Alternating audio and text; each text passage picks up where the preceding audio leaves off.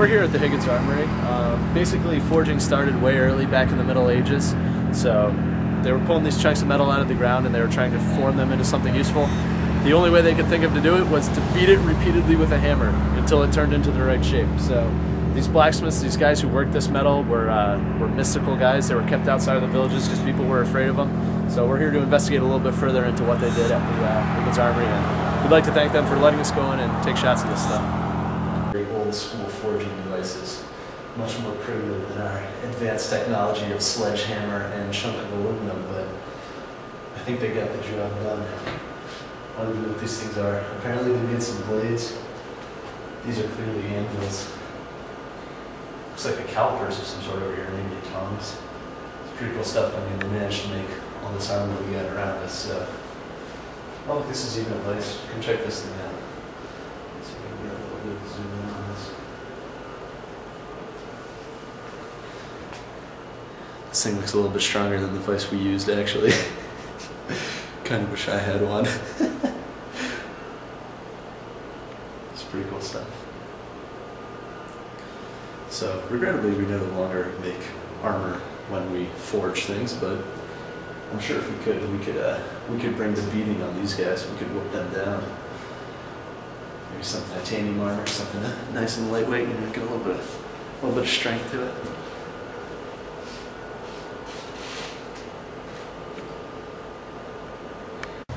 Pete and I here are going to demonstrate forging for you. Now, in forging, there are two main operations. There's a pressing operation, where you take some applied force over a slow period of time and you press something together, like putting a piece of aluminum in a vise. There's also a hammer-type forging operation, where you take a hammer, or something similar to a hammer, and you beat your workpiece into shape. Now, for us here, we have Petey to demonstrate for us a hammering forging operation on this piece of aluminum, which I'm going to insulate with a steel plate on the ground. You ready, Petey? All right.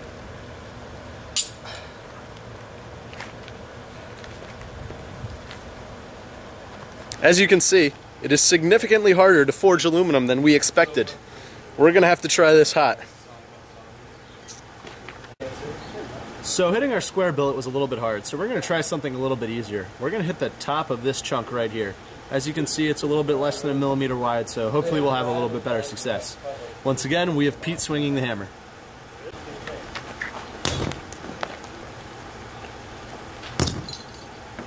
So as you can see, we completely flattened the top of it this time. For comparison, here's the original piece and the one that we forged. There we go. Beautiful. Okay, so this is just a standard cold pressing operation here. Here we have a tube of steel. We're going to squeeze this closed. It's a standard forging, and then we're also going to do it in a hot operation, heating via the oxyacetylene torch right here. So here's the cold squeeze.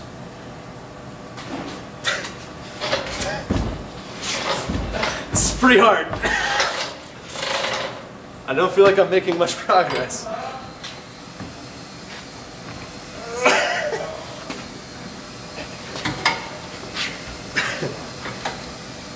Nope, not making much progress.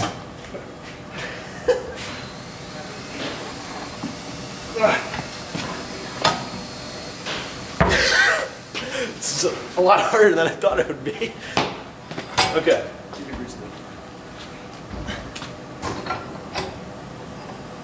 So anyway, you can't see it too much here, but there's certainly a very small amount of deformation there, looking a little bit ovular. So hopefully when we heat this up, do it on another specimen, it'll be a lot easier to do. So here we go. Very, very hot. You know what temperature this thing burns at? 6,300 degrees Fahrenheit. 6,300 degrees Fahrenheit. So that's like way over 2,000 Celsius. Let's get her nice and hot here.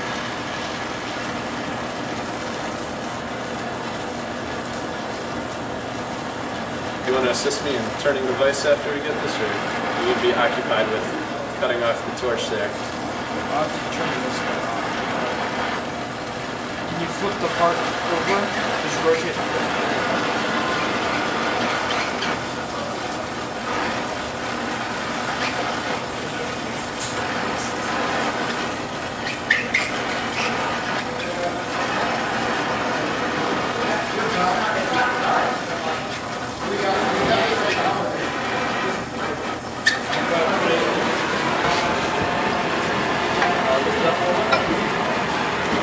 See, look at how easy that is. Incredible. This is why hot forging is better. Okay, thank you.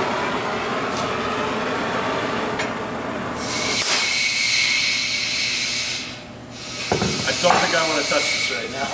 It's pretty warm. It's pretty warm. I've been informed. Professional metallurgy, pretty warm.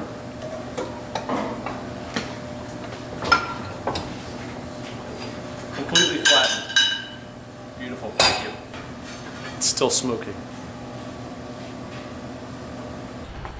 After hours and hours of the driest research ever experienced by mankind, my group and I have made several determinations.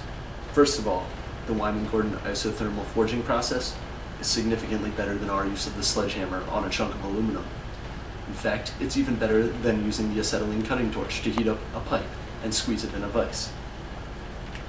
Probably the greatest things about this process are the isostrain characteristics. There's equal expansion rates and strain rates throughout the material in all steps of the forging, which could be a several-hour-long process. Additionally, it's conducted in a vacuum, so unlike our brittle and terrible piece of heated pipe, it's not going to crack after you beat it repeatedly with a hammer or stick it in a vise. These characteristics are great, but unfortunately the process does use an incredible amount of energy. In fact, so much energy that when we asked how much energy it used, they said, "I don't even want to know." It's a lot of energy. After visiting Wyman Gordon's isothermal forging process, we determined that the process is in fact robust. Their as-forged tolerances are as large as 1/8 of an inch, so any imprecise parts can be later fixed in machining later on. Also, the process variables such as the temperatures that they heat both the part and the die to are controlled with the use of thermocouples. While we were visiting, the thermocouples were down for repair. This just goes to show the care that they take in their temperature they heat their parts to. We were also fortunate enough to see Wyman Gordon's heat treatment facility. However, it was so top secret that we don't even know what we saw. Unlike this nickel that I'm holding, which is worth roughly 5 cents, the Rene 88 GT superalloy that was being forged at Wyman Gordon is worth several $1,000s a pound. It's a very large difference considering that they're primarily made of the same things.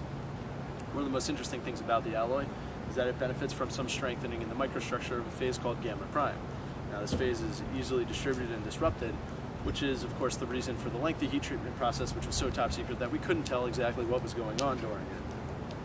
So out of necessity, Wyman Gordon, as we mentioned earlier, does these forgings in an isostrain characteristic so that they do not damage this very important microstructure, which is worth significantly more than 5 cents.